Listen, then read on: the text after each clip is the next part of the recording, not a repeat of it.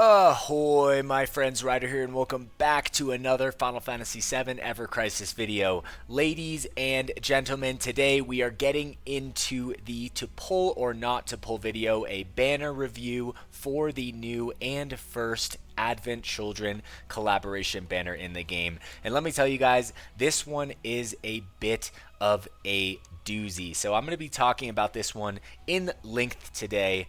This is officially the first time that we have ever gotten 3 limited weapons on a single banner, guys. 3 limited weapons, which I think that I don't just speak for myself when I say that everyone is probably greatly upset about this. Honestly, this kind of makes no sense.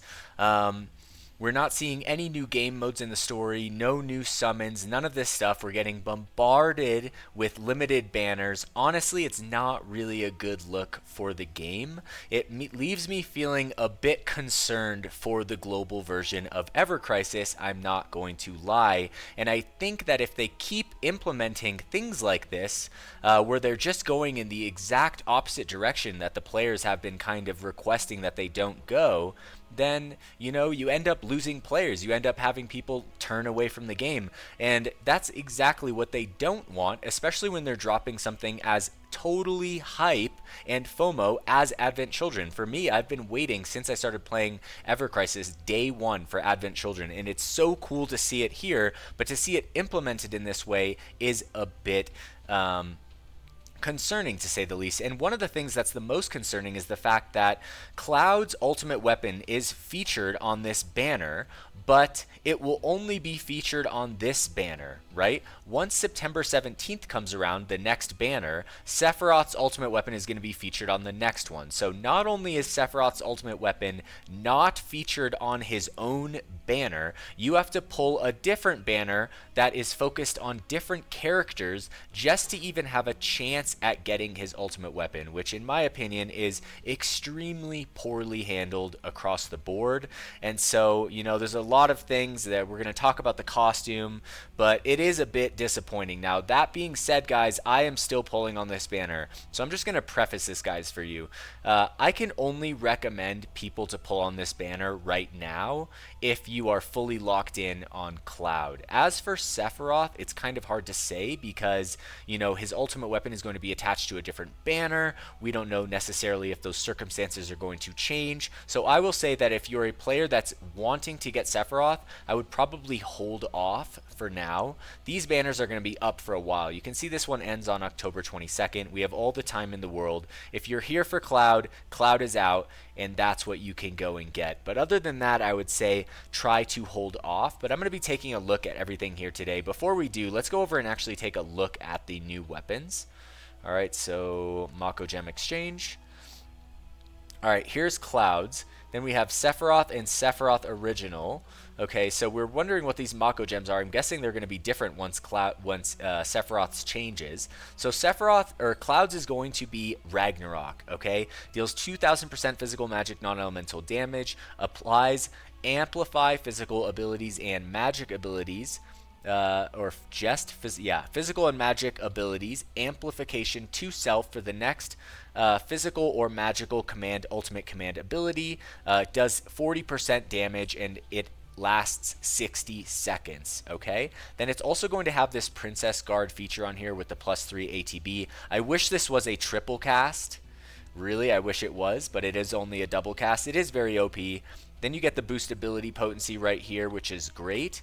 And then you also get the attack boost. So basically all of your allies will start the battle with physical and magic attack at high tier, and it will last 40 seconds. So all in all, a very good weapon, guys. But if we go take a look at Sephiroth's, I do think it slightly has a bit of an advantage. I mean, Cloud's is definitely really good with the Princess Guard, but Sephiroth's is also very good. I wish this was more of a long Nodachi-styled katana. I feel like that would have made more sense, but I guess the Heaven's Cloud sword kind of does look more like this in the original renditions of this weapon.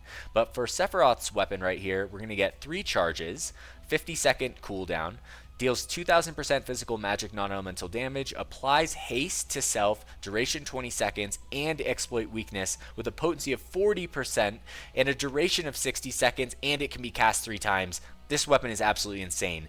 For an offhand, for a ultimate weapon offhand for a DPS right here, it's a selfish weapon, but it's a fantastic weapon. This is very, very, very strong, guys, for Sephiroth. You get also the 22 points ability potency, which gives you the 15% to attack stance physical magic ability damage once the gauge is full, and then we get mass interruption all allies. So amplifies physical and magic abilities to all allies when interrupting enemy, potency 30%, duration 40 seconds. Now, does this amplify their abilities for 1 turn, or does this actually amplify it for 40 seconds by 30%? Because if it does, that is absolutely insanely OP, guys. So I'm curious to see what will happen here with this weapon. This is why I'm saying we should wait, etc. Alright, so those are the ultimate weapons. Clouds is going to be featured on Banner. Now, let's go ahead and check everything out. So I want to see the animations here. Alright, so let's keep going. Here we have Torrential Shine. Honestly, not the coolest animation, guys. I'm not going to lie. For this being the Advent Children Fusion Sword animation, I'm a bit let down. There's no aura or anything coming out of it. I mean, he's got a little lightning right there, but these little blue slashes, this should have been Omni Slash version 5, 100%. This could have been so sick. Sephiroth's looks pretty cool. I mean, all of his weapons actually look really cool. Let's go on and actually check everything out. Actually, before we do this, let's go down and take a quick look at what actually Sephiroth has in his kit, guys. Alright, so these are the 2 featured weapons. He has 2 limited weapons, which literally doesn't make sense. This should not have happened. This should have just been added as a regular weapon. He only has 3 permanent weapons in the game. Every other character came out with like 10, which is, you know, just a little bit of a letdown, and when I say a little bit, I mean a lot of it. But let's take a look at these weapons, just a quick glance. Alright, so OB1, we'll just look at them at OB10 just to see. Alright, so this is basically a physical magic attack break. It is high at OB6 on the first cast, which is definitely a good weapon if you want Sephiroth to have an offhand for breaking offensive builds like physical magic. This one has HP over ability potency, double physical attack boost, and triangle sigil break. Alright, let's go to the next weapon here. We'll take a look at it at OB6. This is the Osafune. 657 magic attack, deals 1080% magic water damage at OB6, so really good. Also, magic attack is increased. Mid to high, all allies, really strong. Boost magic attack over magic ability potency right here. And then at OB10, it's going to go to 1340%. So very strong magic water damage weapon right here, guys, and it's wishlistable, which is amazing. Plus his costume is an Arcanum, which is awesome as well. Alright, so here's the Masamune. Deals 670% physical non-elemental damage, single enemy crit rate 10%. Also deals 40,000 additional non-elemental physical potency damage, so kind of like a Bahamut Greatsword right here. Raises attack over ability potency, and then at OB10, it's going to deal 800% physical non-elemental damage to a single enemy, while also dealing 60,000 additional non-elemental damage. And then it also has a physical defense break and a magical defense break, high tier break, which is only added onto the weapon at OB10. So this weapon gets considerably stronger at OB10. So honestly, all of these weapons I really like so far. All of them could be wishlistable. I kind of want to wishlist these, but I don't even know if I want to go for Sephiroth because of the whole ultimate weapon shenanigan that's going on right here. I do believe that he does get a free ultimate weapon, though. Let's go back and check. It's not here. It's under weapon. Nope, it's not here. Where is it? I always lose it. It's under medals. There we go. Alright, so here we go. And here it is. Ultimate Masamune. This is his free ultimate weapon. And this one looks really cool. Alright, so deals 1000% physical magic non-elemental damage. Magic defense is decreased high. Magic attack is increased high. So pretty niche. This isn't even as good as young Sephiroth's free ultimate weapon. This makes no sense really why it's so locked into magic defense and magic attack. So honestly, and then boost physical defense as the second R ability on a main DPS. Like, could they be trying any harder to be like, guys, look, his free ultimate weapon sucks, guys. So you really need to get his other weapon, which we've made impossible to get for you guys. So, we're Applebot. We know that if you leave it up to us, we're gonna handle it. So, it is a bit disappointing to see that weapon, but at least there is a free one there. I might as well just get this weapon while I'm here. All right. All right, so let's go back to the banner and let's take a look at everything, okay? So we'll just go into here to try on.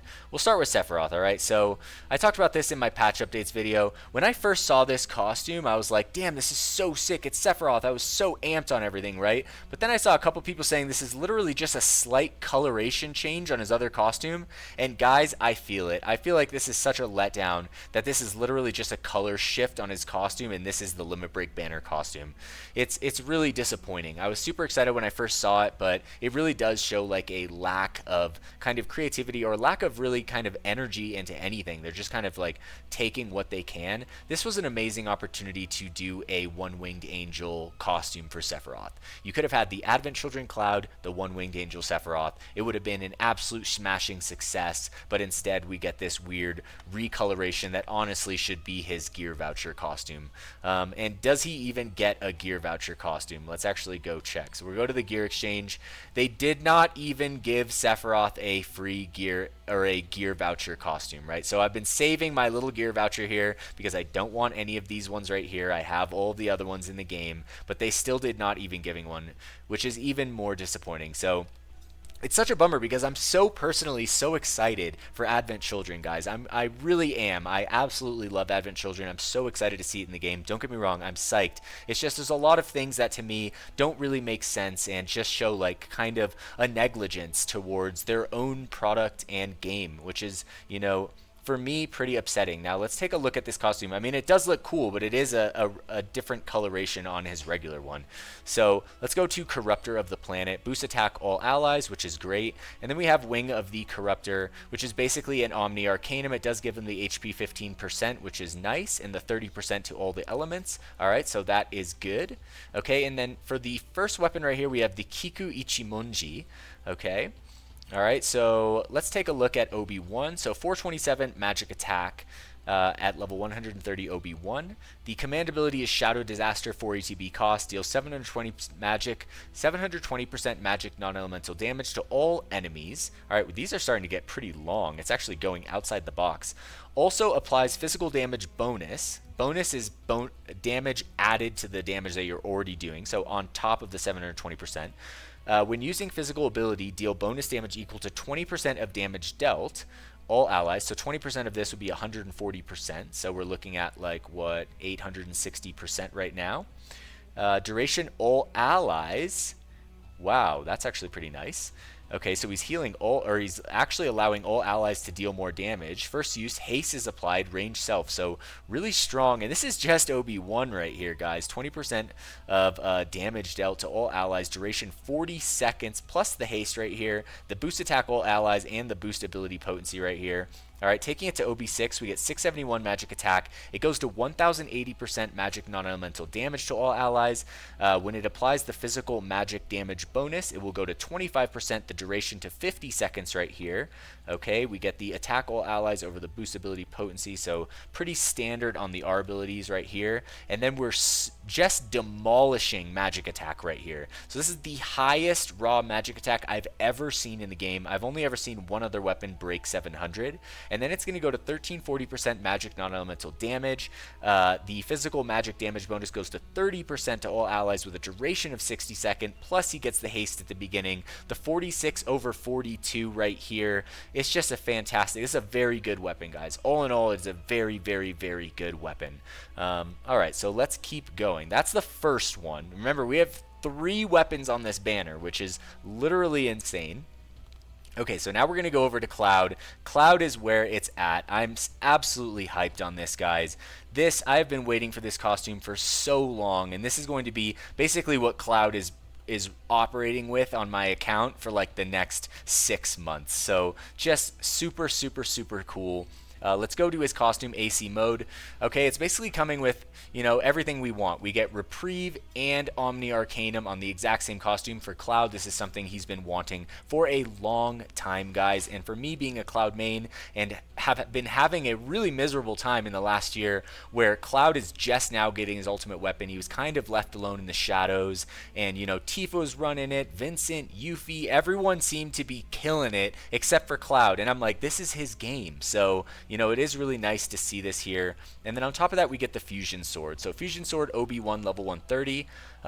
It is physical attack, but this is going to be this is basically Cloud's best offhand weapon in slot, guys. It's going to be really good on physical or magic builds. You can see the physical magic attack is actually very close together here. Okay, it is physically focused, but they are very close. So at OB1, it's going to deal 720% physical non-elemental damage to a single enemy. All right, also physical weapon boost, magic weapon boost. So for command and ultimate ability damage plus 25%. So he's going to get a 25% boost to all physical, magic, command, ultimate command ability for 40 seconds, guys. 40% boost on 720%. Let's just say it's 50% to make our lives easier. So that'd be 360 plus 720, right? So we're almost at 1,000% physical non-elemental damage with this boost at OB1, which is absolutely insane. And then on top of that, when his HP is 50% or more, he applies Exploit Weakness with a potency of 25% and a duration of 40 seconds. The R abilities are going to be exactly the same as Sephiroth's. You get a physical and a magic attack boost in the support abilities, which is great because this weapon can operate on both, and the Circle Sigil boost. Now, looking at it at OB6, physical attack goes to 602, magic attack 567. All right, the base damage is going to go to 1080 physical non-elemental damage. So now with this, which a 35% boost, which is basically a third, this is going over 1400% now with this boost, which is crazy because it's just boosting all his damage by 35% for 50 seconds flat, and he can keep on doing it. So Cloud is officially insane, guys. This is very, very, very powerful. All right. The weakness exploit is going to go from a potency of 25% to 35% at OB6, which is great. Okay, our abilities 40 over 30 at OB6, and now going to OB10. Oh, I was hoping this would break 700. How crazy would this be if both stats broke 700? I know it's impossible, but it would be cool. Physical attack 657, magic attack 619, deals 1340% physical non-elemental damage, okay, with a 40% boost to magic or physical weapon command ultimate command ability damage. So 40% of 1340, let's just say 1300, and then cut it in half. So that's like what, 650? So we're doing 2,000% damage with this weapon, guys. It is insanely powerful.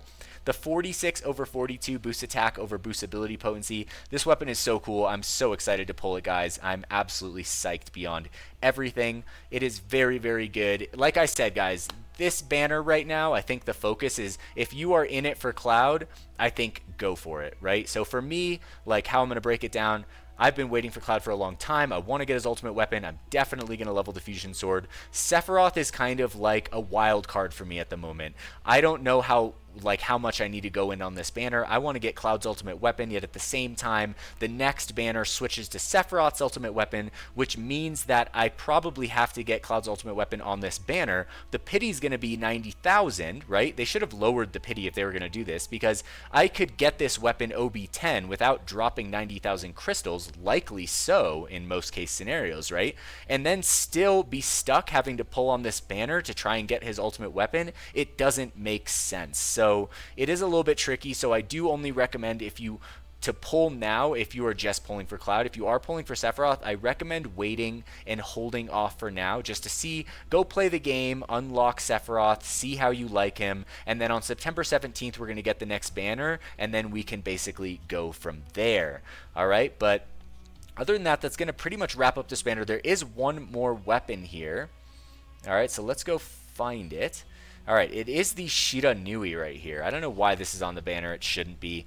It is another magic attack focused weapon, so 407 magic attack at OB1. It's going to deal 720% magic fire damage. Also applies fire damage bonus effect. When using fire ability, deal bonus damage equal to 20% of damage dealt to all allies. So this is different than the actual fire AoE potency buff that we would normally get. This is actually a new thing to enhance and elemental damage, which is pretty cool from what I'm seeing, and it applies to all allies, which is great. It has magic attack all allies, which is fantastic. It has the fire potency on here, double magic attack boost, and the triangle sigil boost. Taking it to OB6, we get 640 magic attack.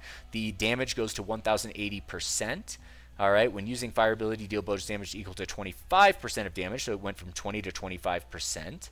All right, and then taking it to OB10, it almost breaks 700 magic attack. It goes to 1340%, which seems to be the new norm as of now. Excuse me. And applies fire damage bonus to 30% at OB10, which is really crazy. So honestly, all these weapons are really good.